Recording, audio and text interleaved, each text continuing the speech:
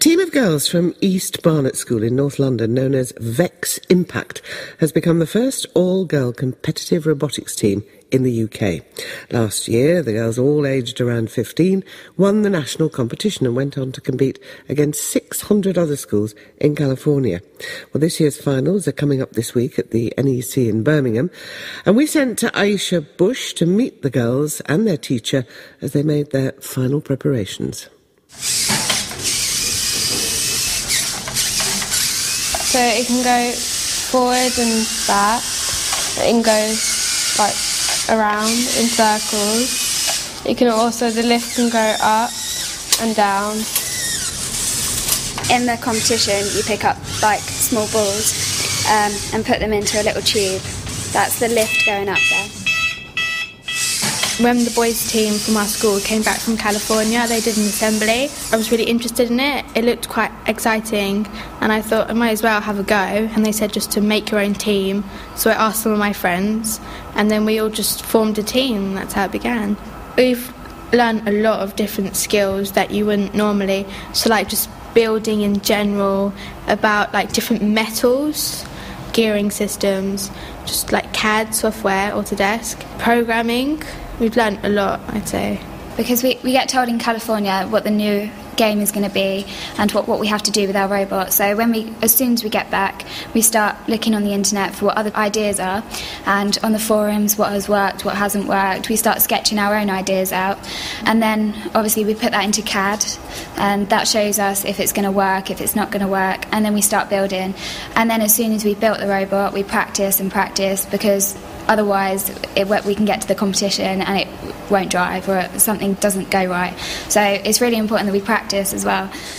Parts do fall off, like what you've just witnessed there. One of the parts has kind of fallen off.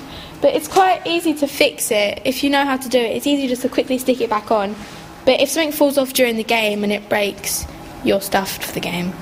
That's why when you come out from a game, you don't just put the robot on the desk and sort of hang around to the next game. You tighten everything, you make sure it's all ready and done, and then hopefully that will minimise the chances of it breaking completely in the whole game. When you competed internationally in California, were there other all-girl teams also competing? Yes, about 2 out of 600 teams, and there can be like teams with like mixtures of boys and girls, but then when you find another all-girls team, then you're just like, wow, and you just need to talk to them about what they've done and how they've done it, and people come up to you and like the girls were like, so how did you get to California? We were like, oh, we won our nationals, and everyone was really surprised about that.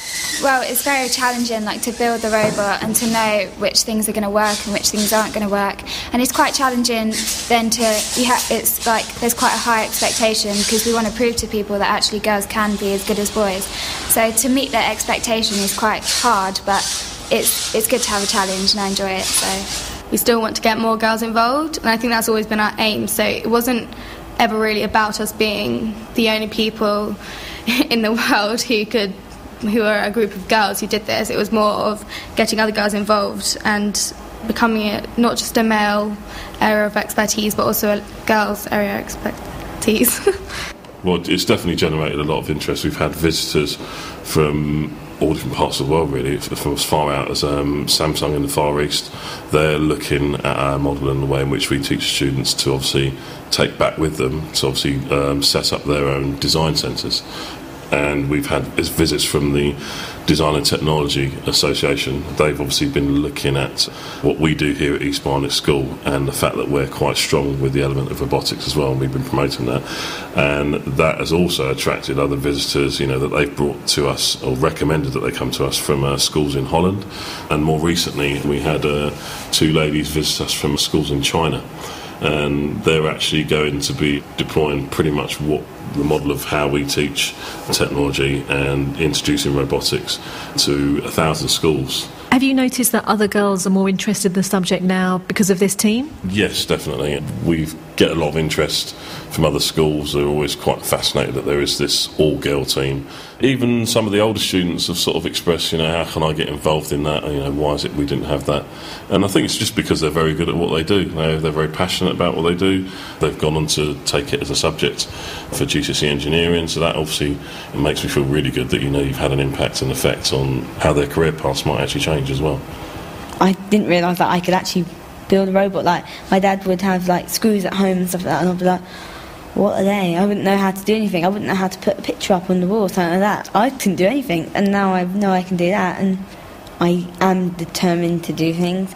Now I wanted to be a PE teacher, and now we've gone on to GCSEs, and I do engineering. I prefer it over PE, so I'd rather go into something with engineering than PE. The world is changing, it's becoming very more technology. I think I'd like to go into that, as in if you have a product and you improve it, it's what engineering is really. I definitely want to go to university and study engineering, so that's kind of changed because I wanted to study PE, but I take engineering and PE at GCSE, so whatever way I can go really. And I wanted to be on stage always from a young child, but coming to robotics, I can now do a lot more stuff, and that's opened up opportunities. I know how to build, and I know how to draw a lot more, and I can talk to people a lot easier. So if I wanted to become other things in life, I could, and it's just opened up doors for me, and I think that's the great thing about it. My dream is dancing, but I'd love to go into something to do with engineering if nothing comes of dancing. I think it's very important, obviously, in the world that everything is to do with engineering, so I think it could be a career option for me.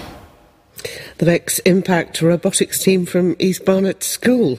Well, it's clear that the girls in the team have significantly changed their ambitions from teaching or dancing to engineering. So what is it about robotics that makes engineering look so fascinating?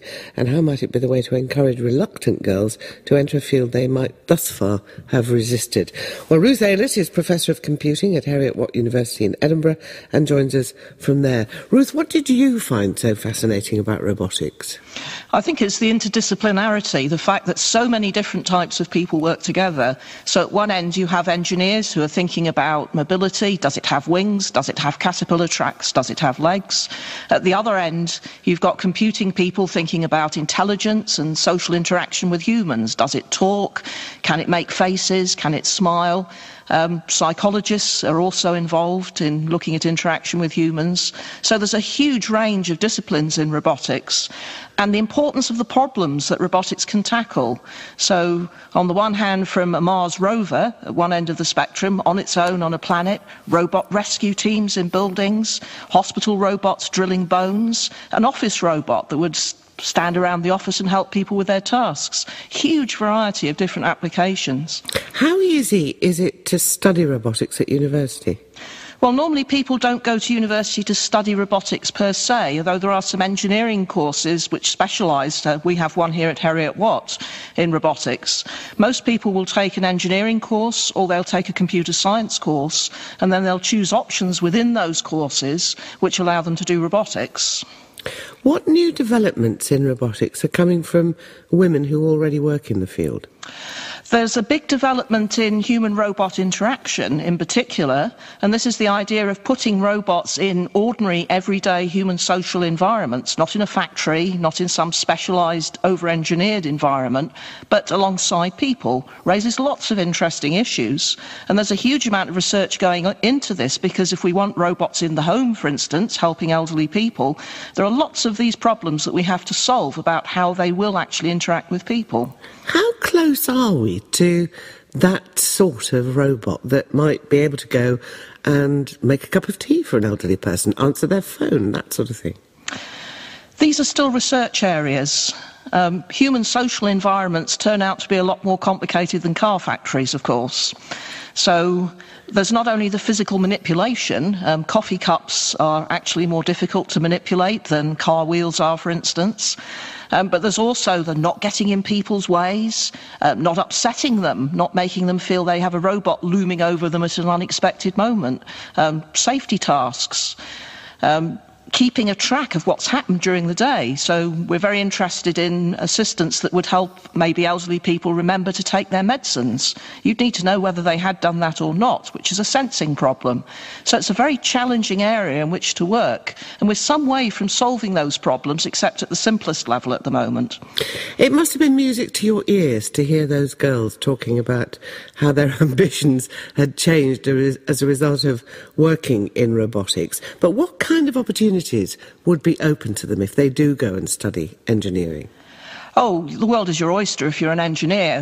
This country is terribly short of engineers in all sorts of areas, and robotics is only one of those areas. But given that robotics is such an expanding and stimulating area, there are really amazing opportunities, whether industrial opportunities or research opportunities, I think, in this area.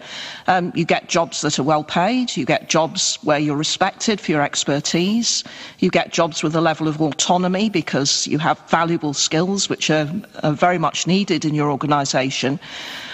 You're able, in most cases, to do flexible working, which means that you can combine that with raising a family, as I did myself. I had 4 children at an earlier stage in my life. And we've heard about the difficulties of that for so many women from the TUC this morning. Exactly so. And going for those high-skilled jobs with technological expertise is a very sensible strategy for women, I feel. It gives them much more power over their lives. It gives them many more choices. How important are competitions like the one we heard about the girls entering?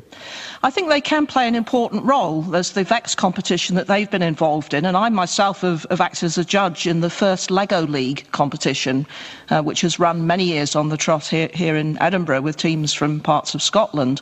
This does help schools to focus on a particular project. There's an enthusiasm, and the fact that complex tasks are part of the competition inspires these teams to look at robotics more in the round, I think, and not to see them as just one thing. So I think they have a valuable role to play, but I'd be sorry if that was the only way in which robotics came into people's lives in schools. I think they have a much wider role to play in the curriculum than that. So how could schools encourage more girls to take it up? I think first they have to have the kit, and that might sound expensive, but the Lego Mindstorms kit, for instance, is not actually very expensive for a school to acquire. And then they would need to think about integrating it into their curriculum topics, not only into technology, although that's an important one, but also into computer science, where the curriculum is currently expanding in a more technical direction. So it's a really good moment to use robotics as an example of programming, for instance. And then finally, the application areas that you talk about. So robo-wars on television did us no favours in some ways. You know, fighting robots, not necessarily going to appeal to girls. No, more helpful robots, I think, would be more useful. That's right, robot rescue, dancing robots, all sorts of things. Professor Ruth Aylett, thank you very much indeed for being with us.